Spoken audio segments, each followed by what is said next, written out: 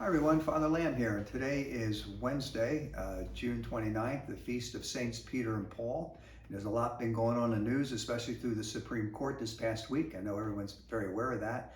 Roe v. Wade, of course, has been turned over. We had 50 years there of legalized abortion in our country. It's no longer legal on a federal level, and of course all this is going to go down to the state level.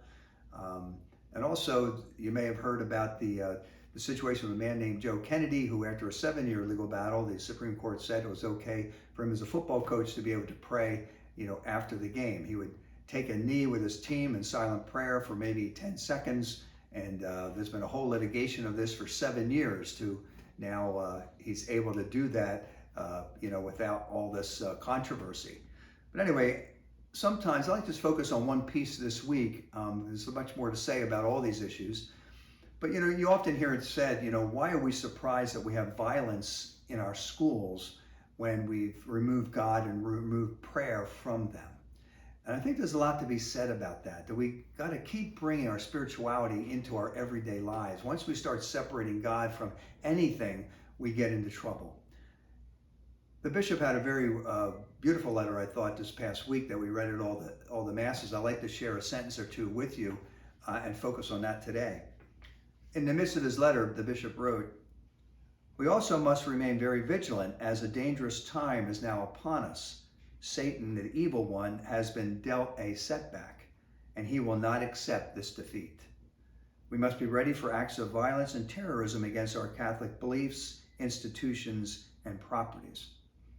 I think rightly so. The bishop places the blame where it is, and we all have our own sins in our lives. We all follow evil sometimes. And that's why we live spiritualized. When we do fail, when we do sin, we go to confession, we get back on track again. I've often quoted Peter's letter, first letter of Peter, where he says, "Stay sober and alert. Your opponent, the devil, is prowling like a roaring lion, looking for someone to devour. Resist him solid in your faith." And as you've heard me say many times, the devil is about division. Diabolos means to divide. Satan, the word really derives from the word for accusing or blaming. Anytime we're dividing, accusing, blaming, we're working with the devil. And that's all we see in our culture today. And once you and I as human beings are arguing with each other, and I don't mean having like a logical argument, we can agree to disagree and become logical. That's what we need to do. We don't need these screaming matches and we're calling people names. That's when the devil's off to the side and he's just laughing at us and he loves it. And he's bringing his evil into this world through so much division and so much violence and war. And I don't need to show you that. You just need to turn on the television any given day. It also happened that a couple days ago, we had the 41st anniversary of the Marian apparitions in Medjugorje. I haven't been to Medjugorje in a number of years, but I was there about 3 times back in the late 80s and early 90s. And these apparitions haven't been approved yet by the church because they're still going on. But most of them are very simple. Mary just trying to speak to us, her children, not just the people who are the visionaries, but also speaking to each and every one of us. I'd like to share her on the anniversary, the 41st anniversary. I'd like to share what she said to the visionary Mariana. "Dear children, I rejoice with you and thank you for every sacrifice and prayer which you have offered for my intentions. Little children, do not forget that you are important in my plan of mankind.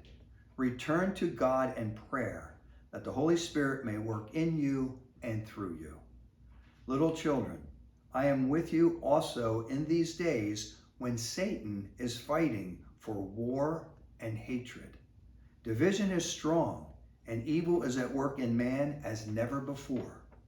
Thank you for having responded to my call." The two things that strike me in this is, of course, Mary talking about how Satan is fighting for war and hatred. Just turn on the news and watch what's going on, in any country, but mainly, let's say, the Ukraine right now, and just the evil that you see. And we all feel so helpless of what we can do about that. But she really affirms, here's a simple message. She affirms, she says, do not forget you are important in my plan. She's not talking about the leaders of the world. She's talking about all of us, those of us who think we're so insignificant. And what she's saying, she says, thank you for every sacrifice and prayer which you have offered for my intentions. Pray for peace. Pray for the conversion of souls. Pray that people get back to the faith. All of that. In other words, our little prayers do matter. I think it's so important for us to get that, as the saying goes. And what I mean is, how long we've been praying for the change of abortion in our country, and it's taken 50 years.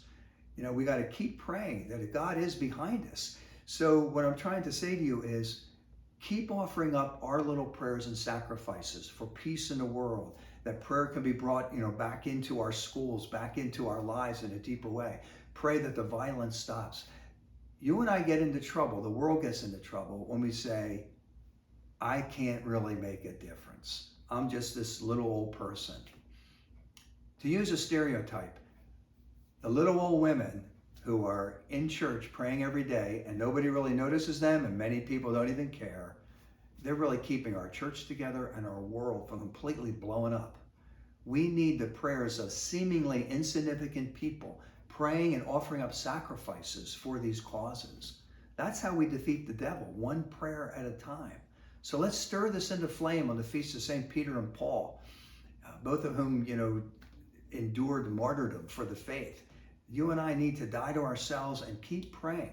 Keep praying the rosary. Keep offering up our sacrifices for the cause of peace in our world. Our world very much needs it.